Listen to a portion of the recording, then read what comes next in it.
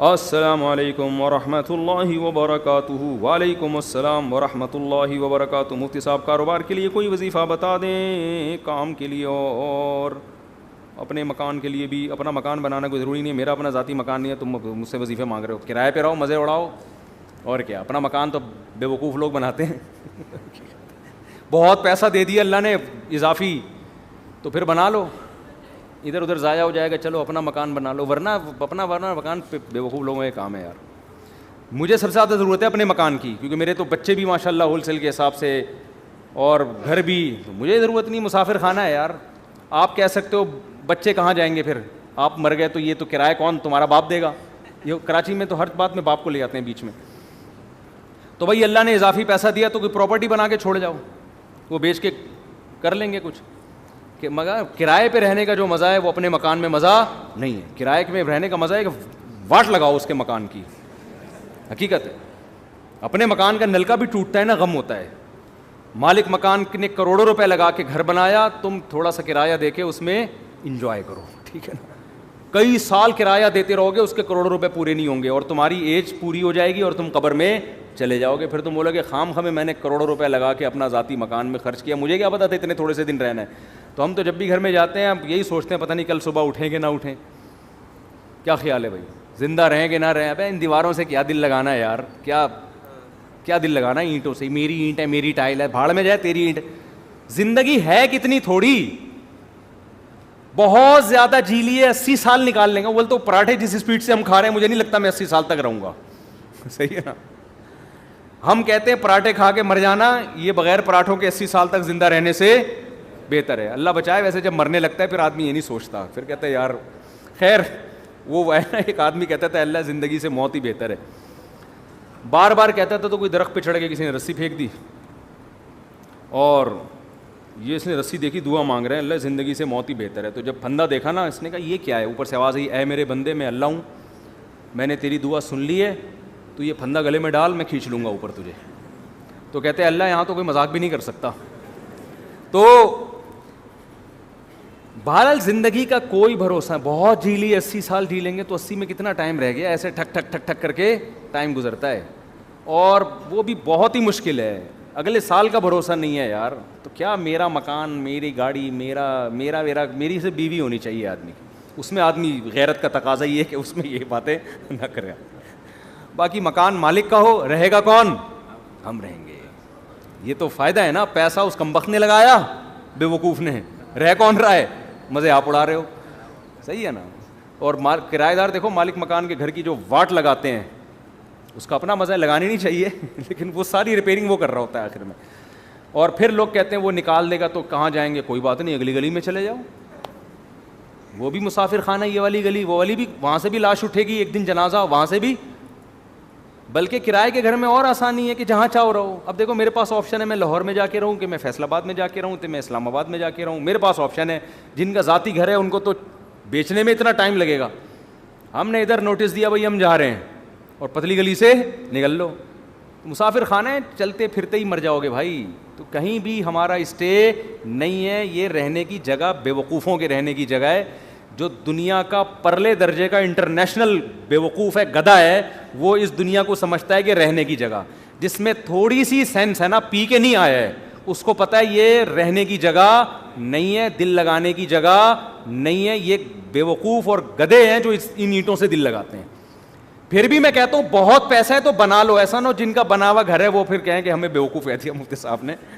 ان کے بارے میں تعویل کرتا ہوں کہ ان کے پاس اتنا پیسہ تھا کہ انہوں نے کھا بھی لیا, پی بھی لیا, شادیاں بھی ہو گئیں, بچے بھی ہو گئے. اب ان کو سمجھ میں نہیں آ رہا, انہوں نے کہا چلو گھر بنا لیتے ہیں. اس کا فائدہ یہ ہوگا کہ بچوں کے کام آ جائے گا پراپرٹی. حدیث میں یہ ترغیب ہے کہ اگر اللہ نے آپ کو پیسہ دیا, نہیں دیا تو ٹینشن نہ لو, اللہ پہ توکل کرو, اللہ نے آپ کو کھلایا, بچوں کو بھی کھلائے گا. لیکن صحیح حدیث ہے, اگر اللہ نے پیسہ دیا ہے تو پھر حدیث میں ترغیب ہے بچوں کے لیے چھوڑ کے جاؤ, بچوں کو لاوارث مت کرو. تو کچھ اتنا تھوڑا بہت بچا لیں بچوں کے لیے. اس کا طریقہ ہے پلاٹ لے کے ڈال دیں. سمجھتے ہو, پلاٹ لے کے ڈال دیں, اس کی قیمت زیادہ تیزی سے بڑھتی ہے. جب آپ مریں گے تو وہ بہت اوپر جا چکا ہوگا, بچوں کے کام آ جائے گا. تو ورنہ بعض دفعہ ایسا ہوتا ہے کہ بچے رل رہے ہوتے ہیں, پاؤں میں پہننے کی چپل نہیں ہوتی ان کے پاس. تو اگر اللہ نے مال دیا ہے تو پھر بچوں کے لیے کچھ آپ کو بنا کے جانا پڑے گا. سمجھتے ہو. تو اس نیت سے کوئی کر لے تو ٹھیک ہے. یہ پتہ نہیں کہاں سے بات آئی تھی, یہ سوال پوچھا کیا تھا, ہم نکل کدھر کو لیے ہیں. کاروبار کا وظیفہ, مکان کا وظیفہ تو میں نہیں بتاؤں گا, ذاتی مکان ضرورت ہی نہیں ہے. کیا کاروبار کے لیے میں وظیفہ بتا دیتا ہوں. وہ وظیفہ یہ ہے کہ صبح اٹھ کے جاگنگ کرو, پہلے تو فجر کی نماز پڑھو, پھر جاگنگ کرو, پھر پٹھان روٹل کے 2 پراٹھے کھاؤ. اس سے آپ کو ملے گی موٹیویشن. جب کاکڑ دن نہ ہو جائے گا. کاکڑ دن نہ سمجھتے ہو؟ نئے نئے لوگ آتے رہتے ہیں, پرانے بور ہو جائیں گے. دیکھو قوالی جب شروع ہوتی تھی نا, شروع میں آرام آرام سے چلتا ہے, قوالی میں آرام آرام سے چلتا ہے نا, ایک ہی سر میں ہوتے ہوتے پھر کاکڑ دنہ ایک دم جوش میں آتا ہے. تو کاکڑ دنہ کا مطلب یہ ہوتا ہے ایک دم ہٹو بچوں کام ہو جائے اور ایک دم طبیعت میں جوش آ جائے. تو صبح فجر کی نماز پڑھو, پھر اس کے بعد کرو طبیعت سے جاگنگ, خوب پسینہ نکالو. پراٹھے نہیں کھاؤ, جو مرضی کھانا ہے کھا لو. اس تو ہو جائے گا, کیا ہو جائے گا, کاکڑ دنہ. آپ کی اسپیڈ بڑھ جائے گی. پھر آپ پلاننگ کرو میں نے کرنا کیا ہے, اور تہجد میں 2 رکعت پڑھ کے اللہ سے دعا بھی مانگ لو کہ اللہ مجھے رزق دے. حدیث میں آتا ہے اللہ تعالیٰ رات کے آخری حصے میں آسمان دنیا پہ آ کے کہتے ہیں حل میں مسترزقن ارزق لا, کوئی ہے روزی طلب کرنے والا, میں اس کو روزی دوں. وظیفوں میں ٹائم ضائع کرنے کے بجائے اس وقت 2 رکعت پڑھ کے اللہ سے کیا مانگ لو, روزی مانگ لو. ہمارے یہاں کیا کرتے ہیں, میں کسی کو بتاتا ہوں نا تہجد میں 2 رکعت پڑھ کے اللہ سے روزی مانگ لے. وہ تہجد میں 2 رکعت پڑھنے کے لیے اٹھتا ہے, اس کے بعد پھر سوتا ہے, 1 بجے اٹھتا ہے پھر وہ. تو اللہ کیا کہے گا, مانگ تو روزی رہا ہے, کام سارے نحوست والے کر رہا ہے. روزی کو دھکا دینے والی بات ہے نا. جو 1 بجے سو کے اٹھے گا, اور کراچی میں 2 بجے کسی کو فون کرتا ہوں, کہتے ہیں میں ناشتہ کر کے آ رہا ہوں, دوپہر 2 بجے میں کیا کر کے آ رہا ہوں, ناشتہ کر کے آ رہا ہوں.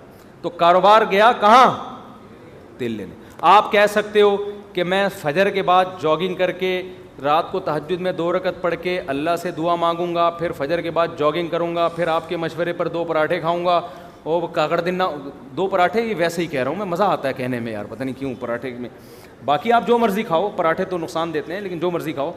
اس کے بعد پھر میں جب یہ سارے کام کروں گا, میں دکان جاؤں گا تو میرے علاوہ کوئی بندہ شاپ پہ ہوگا ہی نہیں. تو کاروبار کیسے چلے گا صبح صبح؟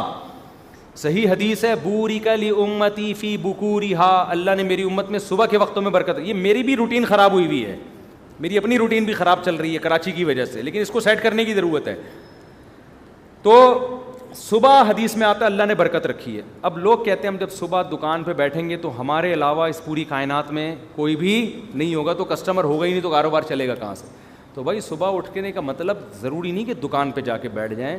صبح آپ کاروبار کی پلاننگ کرنا شروع کر دیں بیٹھ کے. آپ انٹرنیٹ پہ بیٹھ جائیں کہ یار کیا چیز پروڈکٹ مارکیٹ میں چل رہی ہے جو سستی اٹھا کے مہنگی بیچ سکتا ہوں. کاروبار کا مطلب دکان میں بیٹھنا تھوڑی ہوتا ہے, پلاننگ بھی تو کرنی ہوتی ہے نا.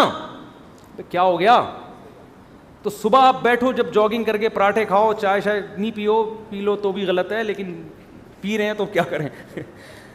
تو جب آپ بیٹھ گئے تو اس کے بعد پھر آپ کیا کرو, پلاننگ کرو. پلاننگ کیسے کرو, ایک ڈائری لو اور پین لو. دیکھو یہ انسان کی نیچر ہے, میں نے بارہا تجربہ کیا ہے.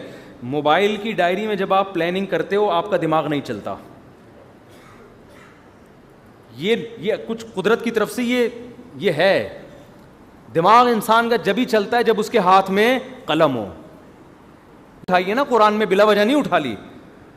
میں نے دیکھا ہے کہ میں اگر کمپیوٹر پہ کچھ لکھ رہا ہوتا ہوں نا, کوئی دماغ جیسے کتاب لکھنی ہے, کوئی مضمون لکھنا ہے, زیادہ دماغ نہیں چلتا کمپوزنگ میں. ادھر آپ نے پین اٹھایا اور ڈائری اٹھا کے لکھنا شروع کیا, دماغ چلنا شروع. پھر اس کو بے شک کمپوز کرا لو بعد میں. تو آپ پین اٹھاؤ, ڈائری اٹھاؤ اور لکھو کہ یار میں نے کاروبار کم کرنا کیا ہے. ہو سکتا ہے 6 ہفتے تک آپ سوچتے ہی رہو اور آپ کی سمجھ میں کچھ بھی نہ آئے. تو پھر آپ یہ سوچو کہ میں اپنی سمجھ میں لانے کے لیے کیا کرنا ہے پہلے میں نے, کہ میری سمجھ میں کچھ آئے. تو آپ یہ جملہ لکھو گے سوچ بچار کے کہ یار اس کے ماہرین سے میں نے مشورہ لینا ہے. سمجھتے ہو میں نے کیا کرنا ہے؟ کباڑ کا کام ہے آپ کا, تو کباڑ کے ماہرین سے کیا کرنا ہے؟ مشورہ لینا ہے. وہ مشورہ دیں گے نہیں آپ کو. پاکستان میں ایسا ہوتا ہے کہ کسی کو کوئی بزنس آتا ہے تو مشورہ دے گا نہیں, دے گا تو غلط مشورہ دے گا. جب آپ اس کے پاس جاؤ گے کہ کاروبار چل ہی نہیں رہا, رو رہے ہیں یار ہم تو کچھ ہے ہی نہیں, حالانکہ کروڑوں روپے کما رہا ہوگا, اس کو یہ ہوگا کہ یہ بھی نہ شروع کر دے کہیں. تو پھر آپ نے یہ لائن کا اضافہ کرنا ہے کہ مشورہ نہیں لینا, اس کو کاروبار کرتے ہوئے میں نے دیکھنا ہے. تو شیر شاہ مارکیٹ میں جاؤ, دیکھو کباڑ والے کیا خریدنے ہیں, کہ یہ سارا سروے کرنا ہے میں نے. یہ سب چیزیں ڈائری میں, جو چیز سمجھ میں نہیں آ رہی تو وہ سمجھ میں کیسے آئے گی اس کے لیے الفاظ لکھو. سمجھتے ہو؟ اس سے انشاءاللہ وہ جو آپ نے تہجد میں دعا مانگی تھی اس کے اثرات ظاہر ہونا شروع ہو جائیں گے. تو تمہارا باپ بھی کرو. پاکستان میں جس کو کاروبار نہیں کر رہا نا وہ دنیا کا بہت بڑا بے وقوف ہے. یہاں گورے آ کے کر رہے ہیں کاروبار. ایک گورا کراچی میں ہے, اس کا کبھی میں انٹرویو لوں گا انشاءاللہ, مسلمان ہوا ہے وہ. اس نے کہا ہے کہ کراچی جس کی آبادی کتنے کروڑ ہو گئی, 2.5-3 کروڑ, وہ تو گورنمنٹ غلط وہ بتاتی ہے, زیادہ آبادی ہے. 1-8 کروڑ تو ہمارے گھر کے افراد ہوں گے. تو اتنی آبادی ہے. مجھے ایسا لگتا ہے کراچی کی جو آبادی کو کاؤنٹ کیا, میرے بچے نکال کے کاؤنٹ کیے ہیں ان لوگوں نے, مجھے ایسا لگتا ہے. تو اتنی بڑی آبادی میں تو بھی اگر کسی کا بزنس, یورپ تو ترستا ہے ایسی آبادی کے لیے, سمجھتے ہو؟ گورے ترستے ہیں یار ہمیں ایسا کراؤڈ ملے کہیں ہم بزنس کریں. یہاں گورے آ کے کروڑ پتی بن گئے ہیں کراچی میں. تو کراچی میں اگر کسی کا کاروبار نہیں چل رہا ہے, اس کا مطلب وہ کاروبار کے علاوہ دنیا کا کوئی اور کام کر لے, وہ پھر کہیں بھی نہیں چل سکتا. میں نے صدر میں دیکھا گرمیوں میں ایک آدمی کولر لے کے بیٹھا ہوا ہے ٹھنڈے پانی کا, لاکھوں روپے کماتا ہے اس سے, کیونکہ صدر میں پانی چاہیے ہر آدمی کو. وہ کولر لے کے بیٹھا ہوا ہے, پلا رہا ہے, لے بھی پی لے, سارا دن 5 روپے کا پتہ نہیں 10 روپے کا گلاس بیچ کے اسی سے ٹھیک ٹھاک. گنے کے رس والوں نے پراپرٹیاں خرید لی ہیں یہاں پہ, گٹکے والے بحریہ ٹاؤن میں گھر لے رہے ہیں. جب آبادی زیادہ ہوتی ہے تو بزنس چھانگا مانگا کے جنگلات میں تھوڑی ہوگا, بزنس تو یہی ہوگا. سبزی منڈی میں جا کے دیکھو کیسے کروڑ پتی, ٹماٹر بیچ کے ارب پتی بن گئے ہیں. تو کراچی میں تو آپ نے مائنڈ استعمال کرنا ہے, کھوپڑی استعمال کرنی ہے, تو کھوپڑی بھی استعمال کرو, اور رات کو بیٹھ کے تہجد میں اللہ سے 2 رکعت پڑھ کے دعا مانگو. صبح دوڑو, اس لیے میں کہہ رہا ہوں کہ اگر صبح دوڑے نہیں تو پھر کیا ہوگا کہ سستی میں پڑے ہی رہو گے. شیر شاہ کون جائے کباڑ میں جا کے, اور اگر گئے تو کمر میں درد, گھٹنے میں درد. اور اس نے کہا کہ یار یہ ذرا اسٹیل تھوڑی سی اٹھائی, اور جس زاویے سے اٹھائی قیامت تک کے لیے ویسے ہی ہو گئے. ایک صاحب نے مجھے اپنا واقعہ سنایا, کہہ رہے میں حج کرنے کے لیے گیا, ان کی عمر 50 سے اوپر تھی, سچا واقعہ ہے. کہتے ہیں میں حج کرنے کے لیے گیا تو پہلے چکر میں رمل کرنا پڑتا ہے نا, تھوڑا اکڑ کے. کہہ رہے میں نے یوں کیا تو میں یوں ہی ہو گیا, کیونکہ عادت ہی نہیں تھی ورزش کرنے کی, چلنے پھرنے کی. کہہ رہے ہیں ایسا پٹھے میرا پہلے جھٹکے میں ہی اٹکے ہیں, اکڑے ہیں, کہ اس کے بعد میں کافی ٹائم لگا دوبارہ نارمل کنڈیشن میں آنے میں. مالشیں ہوئی, پتہ نہیں میڈیسن لیے, پھر جا کے وہ رمل ہی رہا ان کا. اب تک میرا خیال ہے رمل ہی ہوتا رہا ان کا, گھر میں بھی رمل کرتے ہوئے آئے ہو. تو یہ حال ہو جاتا ہے انسان کا. تو اس لیے میں کہہ رہا ہوں صبح دوڑو گے تو ذرا فائدہ ہوگا. تو یہ وظیفہ میں نے آپ کو بتا دیا, اس پر عمل کریں. پھر بھی پیسہ نہیں آیا تو اس کا مطلب اللہ نے آپ کی قسمت میں کیا لکھی ہوئی ہے, غربت. پھر وہ نجومی والا واقعہ سوچا کریں کہ ایک نجومی کے پاس گیا غریب آدمی کہ بھائی میرے پاس پیسہ یہ کیا ہے, میں بہت پریشان ہوں غربت سے. اس نے کہا, اور لکیریں دیکھ کے کہا 10 سال اور پریشان رہیں گے آپ. یہ خوش ہو گیا کہ پھر اس کے بعد شاید پیسہ آ جائے. اس نے کہا پھر پیسہ آئے گا. اس نے کہا نہیں, پھر آپ کو غربت کی عادت ہو جائے گی, پریشانی ختم ہو جائے گی. تو آپ اس طرح سے بزنس کریں, یا تو پیسہ آ جائے گا ورنہ آپ کو کھجل خواری کی عادت پڑ جائے گی. یہ بھی ٹھیک ہے, کیا خیال, اس کا اپنا مزہ ہے بھائی.